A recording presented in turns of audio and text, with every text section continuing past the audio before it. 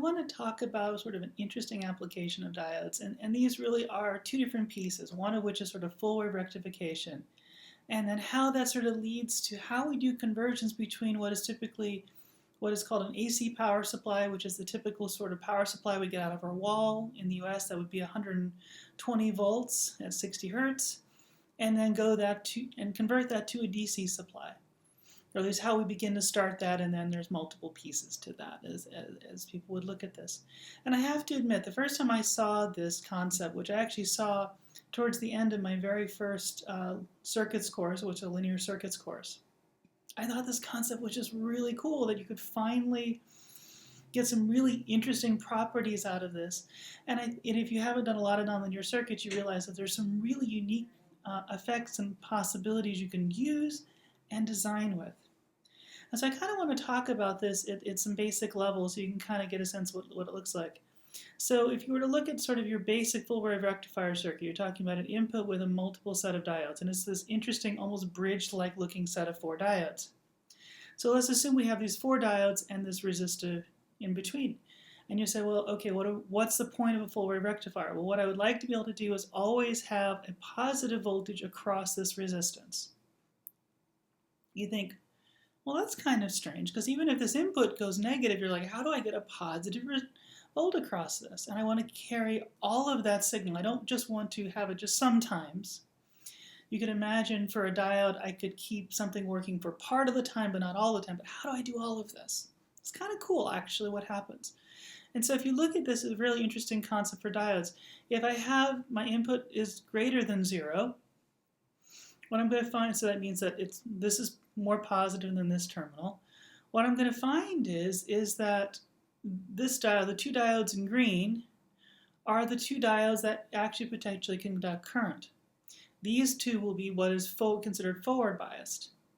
These 2 diodes that aren't colored are basically going to be considered reverse bias. And in a reverse bias diode, you basically have almost no current going through it. At least at a very simple level for discrete circuits, it's a pretty good approximation. You can say more specifically, but let's just kind of work with that. So I'm basically getting current through this diode here and this diode here, because this one's forward biased, goes to this resistor, which goes from plus to minus, and then it's forward biased through here. That works out pretty well. By the way, a forward biased diode, because of the exponential, it looks like it can conduct a huge amount of current at a particular level, but it usually takes a little bit of voltage to get there. Sometimes people call this a turn-on voltage or whatever, and so there'll be always a little bit of a drop in practice, and that kind of depends a lot on what the size of the resistance is and the currents and so forth. So people will use rules of thumb like, oh look, it's 0.7 volts or 0.6 volts or 0.65, and that all kind of depends on the diode, the device, the current, and so it's not like there's some weird magic to it, but there's kind of a rough rule of thumb you can kind of take some guesses with. Interesting thing though, what happens when the input voltage is less than 0? Well that means now this voltage on this side is higher than the voltage on this one. Well, that means that this diode is going to be the forward bias one, the red one. It goes through this resistor. Interesting enough, plus to minus is the way it drops. And then it's this one now is the forward biased one. This one ends up being reverse biased. This one ends up being reverse biased. And if you're trying to think, well, how do you look at this? You start often by just saying, well, let's start with an assumption and say that that's true. And then can I go back and do a self-consistent solution to show that it's true? And in fact, in this case, you go, oh yeah, it is kind of true. Okay, good. And if it's self-consistent, you know it's right. And if you want to get really technical, it's a group of a whole bunch of differential equations, and you know that you have existence and uniqueness of solutions. So yes, if you find the solution, it is the solution, and so forth.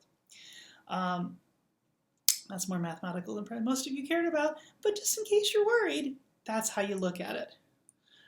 And so you can kind of say, hey, I get these. And actually what's really fun to do with this is actually set up the circuit with, say, 2 green LEDs and 2 red LEDs, and you can put like a 1 hertz signal in, and you can kind of see that it goes from red to green and red to green and red to green and so forth.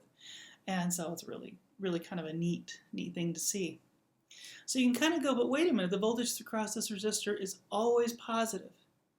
This voltage is always higher than this voltage. This voltage is always higher than this voltage.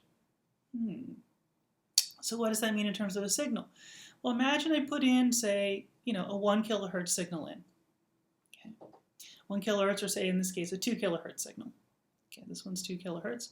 And I would say, all right, what happens for this particular structure? And what I might imagine is, well, for the green, during the green diodes, I'm seeing this initial change in voltage, which basically follows this top curve, but it is a little bit dropped, and because there will be some drop through the diodes, again, depending on what these are.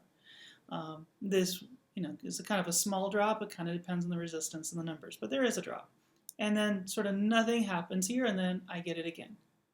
Now, for the red one, when these are on, well, what voltage do I see across here? Well, I see this one, nothing, and then this one. Like, What I actually see across this resistor is the combination of those two effects, which then looks like this bump, and I just sort of see basically a sine wave, but I see just it not only being just, say, the positive parts or the negative parts flipped over, but I actually see them all combined together. That's interesting. So you say, okay, that's really cool. So then how would I imagine taking this waveform and getting a DC waveform out of it? Well, I make a low-pass filter. And in fact, this would be simply adding a capacitor to this, and it's a nice simple first-order low-pass filter. You could do all sorts of things at this stage. You wouldn't put op amps in because you got to power those, so let's assume that we've got to do stuff that can't be powered at this point at the moment. And you go, all right, let me build a low-pass filter, and what you might imagine is it might go right to the average value, which actually in this case is right about 2.5 volts for this particular structure. And you could kind of build from there. And I just think it's really cool to kind of look at this, and just like a small amount of nonlinearity allows me to go from sort of sinusoidal signals to something constant, allows me to do some really interesting processing that I wouldn't have thought otherwise with just linear circuits I could create.